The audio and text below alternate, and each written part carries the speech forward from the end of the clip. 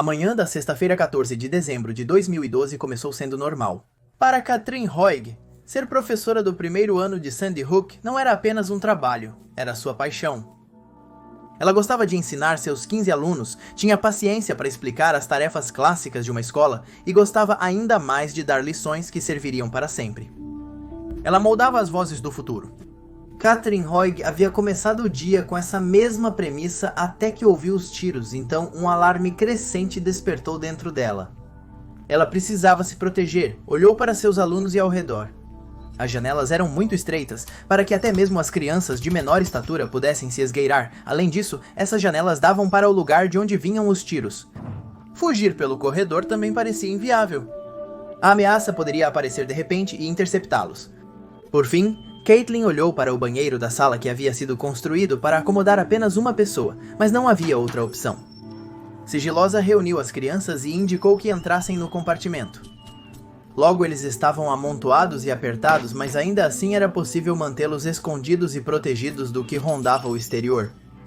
Mesmo sem espaço, a professora também entrou no banheiro apertado. Ela disse: "Saibam que eu amo muito todos vocês." Por um segundo, ela se perguntou se essas palavras seriam a última coisa que esses jovens ouviriam. Um nó se formou em seu estômago quando novos tiros soaram, dessa vez mais perto. Mas não nos adiantemos. Como você reagiria se sua vida e a de seus alunos dependessem de uma única decisão em questão de segundos? A tragédia de Sandy Hook poderia ter sido evitada? Como um menino tímido e retraído acabou se tornando o responsável por um dos massacres mais aterrorizantes da história? O que aconteceu naquela manhã de 2012 e como se tornou um dia que marcou todos os Estados Unidos?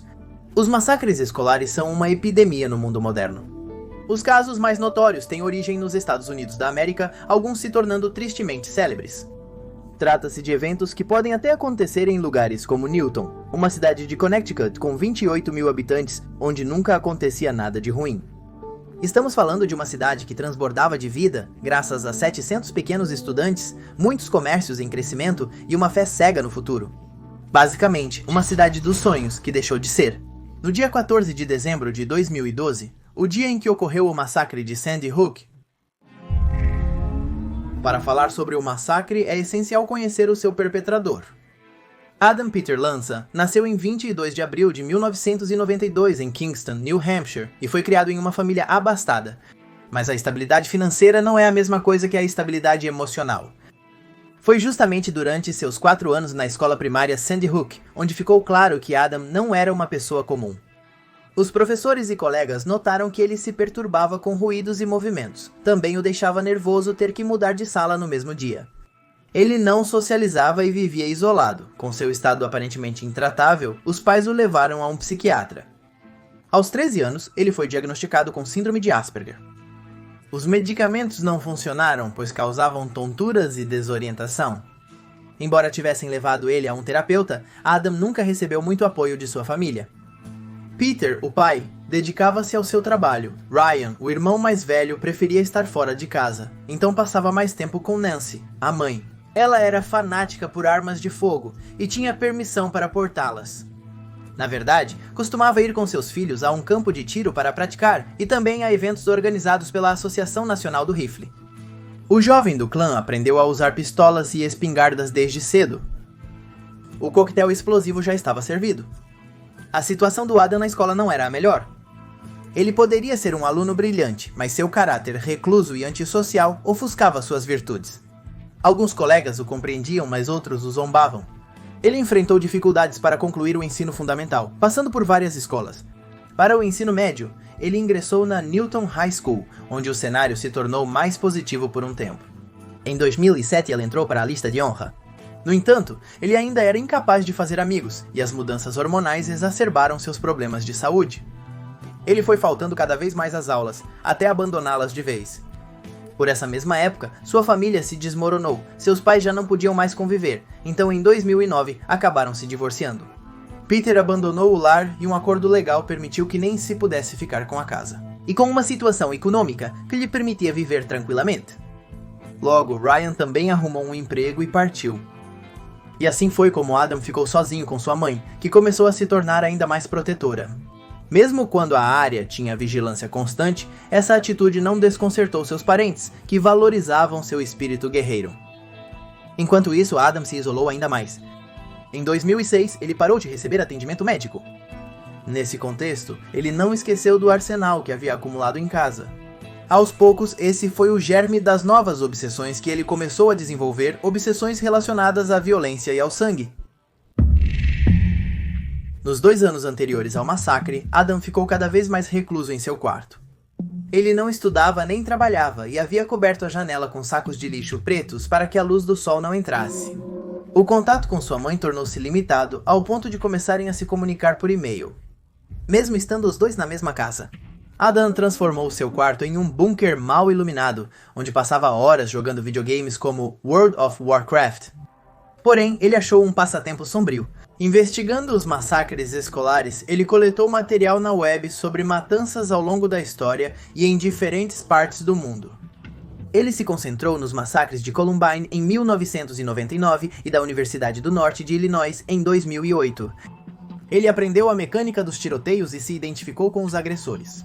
Ele acreditava que eles só queriam proteger as crianças da influência nociva dos adultos. Embora permanecesse isolado, Adam usava constantemente os fóruns de internet para socializar. Lá ele podia conhecer pessoas que pareciam compartilhar as mesmas preocupações mórbidas. Em 2010, ele estabeleceu uma relação com uma usuária anônima por esse meio. Como ele mais tarde contou ao Federal Bureau of Investigation, o jovem compartilhou suas obsessões mais íntimas com ela. E como ele estava convencido de que os assassinatos em massa eram o sintoma de uma sociedade destroçada. Aquela mulher também apontou que, apesar de sua visão pessimista do mundo e sua tendência à depressão, Adam era um rapaz inteligente. Além disso, ela revelou que o rapaz dormia 12 horas e a comida não o atraía, por isso ele havia desenvolvido anorexia. Por último, e sempre, segundo essa mulher, Adam tinha uma visão sinistra sobre o abuso de menores. Acreditava que as relações entre adultos e crianças poderiam ser benéficas para ambos. Mas o de Adam não era apenas reflexões e palavras, ele estava pronto para usar seu gosto por armas. Em uma cruzada que ninguém pôde antecipar, Adam se propôs um dia para sua investida homicida. 14 de dezembro. Deixariam claro ao mundo quem ele era? Ele desejava a fama, e a conquistaria, mas da pior forma imaginável. Depois das 9 da manhã, Adam Lanza acordou, vestiu-se de preto e foi para o quarto onde as armas eram guardadas. Ele separou um rifle Bushmaster modelo XM, 15E, 2S, 2 pistolas, uma espingarda semiautomática e Shimashi Saiga 12 também se abasteceu de munições para cada uma. Por fim, vestiu um colete utilitário verde. Ele pegou um rifle Savage Mark II calibre 22 e foi até o quarto de sua mãe. Dias antes, Nancy havia dito ao jovem que estava pensando em se mudar de cidade. Ela pensava que talvez isso ajudaria Adam, mas isso nunca aconteceria. Seu filho mais novo invadiu seu quarto e atirou nela 4 vezes na cabeça. O corpo da mulher ficou abatido sobre a cama de casal. Sem perder tempo, Lanza pegou as armas que havia separado e as carregou no carro de sua mãe. Depois, sentou-se ao volante e dirigiu até seu próximo objetivo, a escola primária Sandy Hook. Estava a apenas 8 quilômetros de distância, e ele percorreu essa distância sem chamar atenção. Estacionou perto do estabelecimento e um pouco depois prosseguiu a pé. Naquela época, a escola tinha um sistema de segurança inovador. Qualquer um que quisesse entrar primeiro tinha que tocar uma campainha enquanto era identificado por uma câmera. Isso não impediu Lanza, que colocou tampões amarelos nos ouvidos e usou o Bushmaster para pulverizar o painel de vidro localizado ao lado das portas principais. Os primeiros tiros alertaram alunos e professores graças aos alto-falantes da escola que estavam sendo usados para anúncios de rotina. Entre os que ouviram as detonações estava Catherine Reich. E é assim que nossa história volta ao início. Já passavam das 9h35 quando Adam entrou na escola Sandy Hook. No corredor mais próximo apareceram Dawn Hushburn, a diretora da instituição, e a psicóloga escolar Mary Sherlock, seguidas pela vice-diretora Natalie Hammond. Estavam em plena reunião quando ouviram os ruídos e saíram do escritório principal para ver o que estava acontecendo. De acordo com o testemunho de um sobrevivente, eles conseguiram gritar: "Atirador, tenham cuidado!" Lanza eliminou Hushburn e Sherlock. Hammond ficou ferida. Mas o atacante não parou para acabar com ela e continuou andando pelo prédio. Ele também não parou por muito tempo. No escritório principal, em um canto, estava escondido um membro do conselho escolar que havia participado da reunião. Como mencionamos, esses primeiros disparos de lança alertaram os professores e alunos e outros membros do pessoal da escola. Na biblioteca, as funcionárias Yvonne Sack e Marianne Jacob esconderam 18 alunos em uma área usada para alertas de simulação e no porão. Por sua vez, a enfermeira Sarah Cox e a secretária Barbara Halstead conseguiram se refugiar em um armário de primeiros socorros. Falando em sussurros, conseguiram usar seus celulares para ligar para o 911. O zelador Rick Thorne tentou se mover rapidamente para trancar algumas das salas que estavam mais próximas. Enquanto isso, Lanza prosseguia seu percurso sinistro por Sandy Hook, seguindo as diretrizes de seu plano. Eles invadiram uma sala de aula do primeiro ano, onde encontraram Laurine Rousseau, uma professora substituta que tentava proteger 16 alunos. Lá também estava Rachel Davino, uma professora assistente que trabalhava desde... Havia apenas 2 semanas na escola. Lanza atirou contra eles. 14 crianças morreram na hora, enquanto uma ficou gravemente ferida. Apenas uma menina conseguiu se esconder a tempo para evitar os impactos. Imparável, Lanza saiu dessa sala e entrou em outra. Dentro estava Victoria Soto, que havia conseguido fazer com que seus alunos se escondessem no banheiro, no armário e debaixo das carteiras. O agressor descobriu 4 dos meninos semi-ocultos e quis atirar neles. Soto se colocou no meio para impedi-lo, mas foi em vão. Lanza matou todos os 5.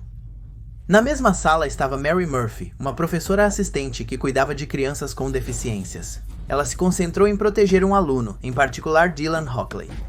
O assassino exterminou ambos. A proliferação de tiros, gritos e morte aterrorizou o resto da escola.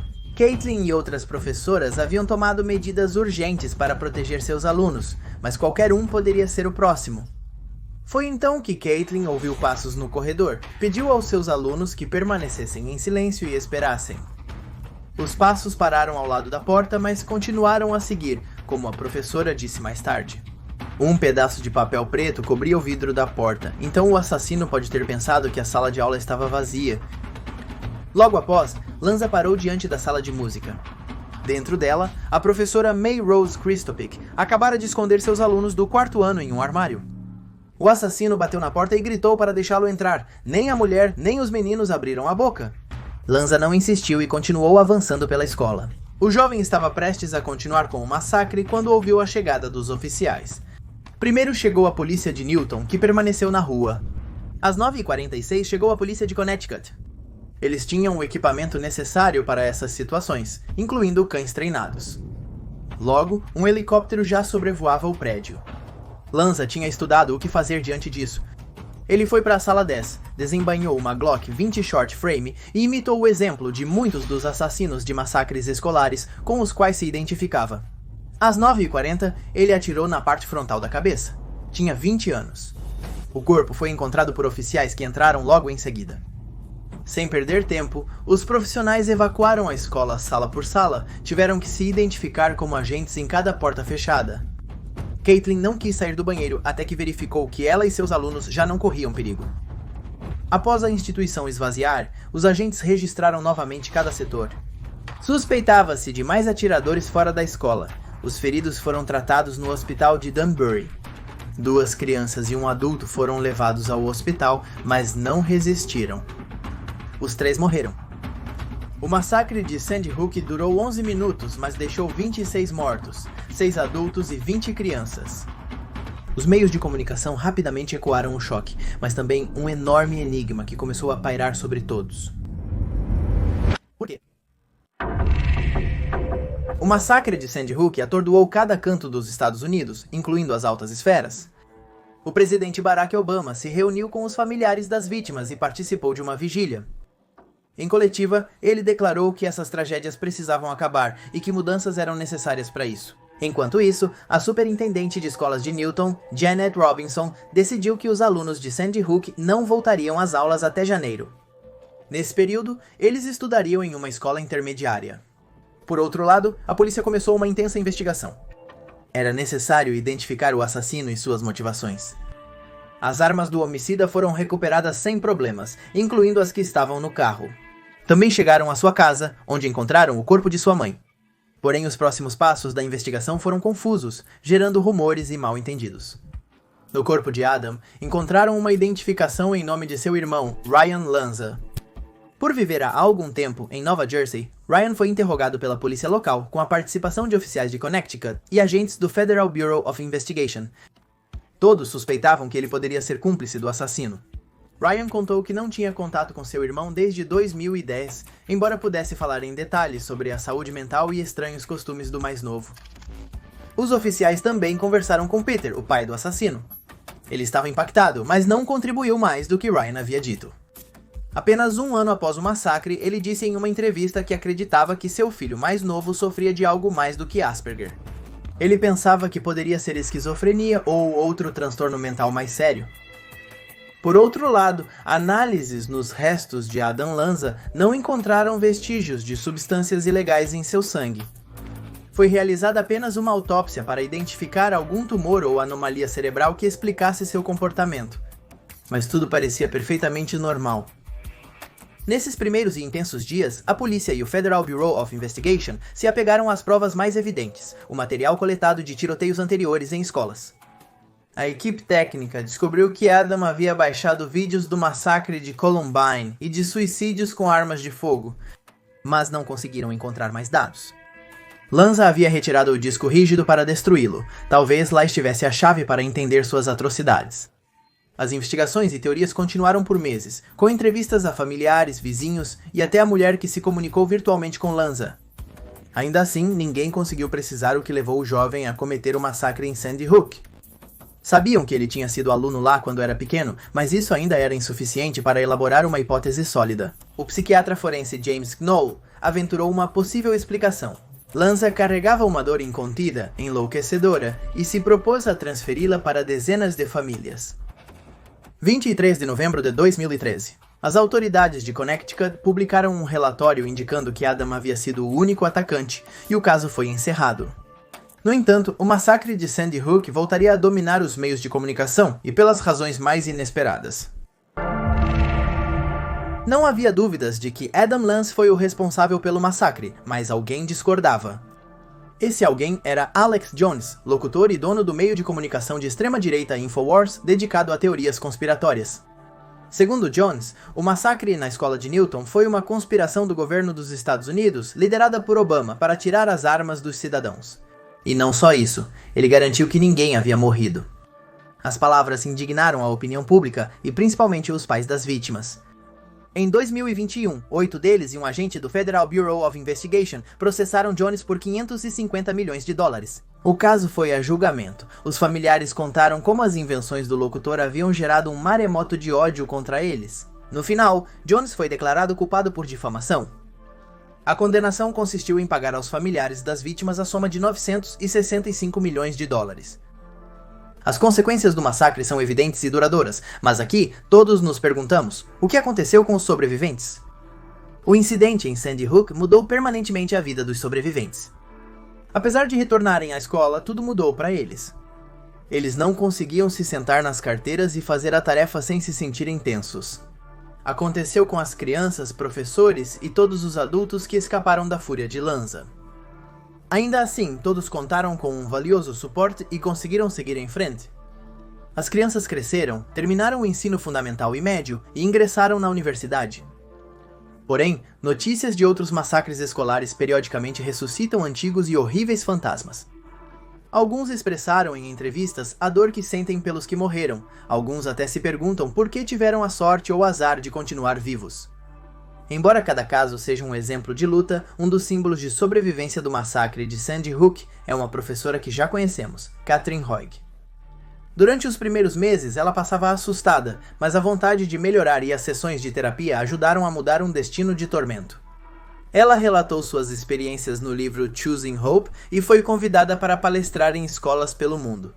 A demanda por atividades não a impede de se reencontrar com vários dos jovens que foram as crianças que ela protegeu. Aquela triste e escura manhã de 14 de dezembro de 2012. O massacre de Sandy Hook é um dos mais sangrentos em escolas na história. Apesar de tudo, não impediu a proliferação de novos massacres que ainda ocorrem com uma frequência assustadora, principalmente nos Estados Unidos. Em 2023 casos, foram comprovados em ao menos 29 estados. Os assassinatos em Newton reacenderam por um tempo a eterna discussão sobre a liberdade para portar armas de fogo dentro do território estadunidense. Em 2021, o então presidente Joe Biden tentou fazer algo a respeito. Ele pediu ao Senado para aprovar um projeto de lei sobre verificação de antecedentes, outro para manter as armas fora do alcance dos abusadores e um terceiro, conhecido como LIDE, Build Back Better, com programas para intervenção de violência comunitária. Todas as iniciativas e os debates sempre ficam em nada. Com Donald Trump novamente no poder, é esperado que nenhuma lei de controle de armas prospere nos próximos anos. De fato, na sexta-feira, 7 de fevereiro de 2025, ele ordenou examinar todas as normas que regulam o uso de armas nos Estados Unidos da América. Com a falta de soluções, muitos se arriscam aqui rapidamente. Para que outro massacre como o de Sandy Hook se some a uma estatística tão macabra quanto interminável.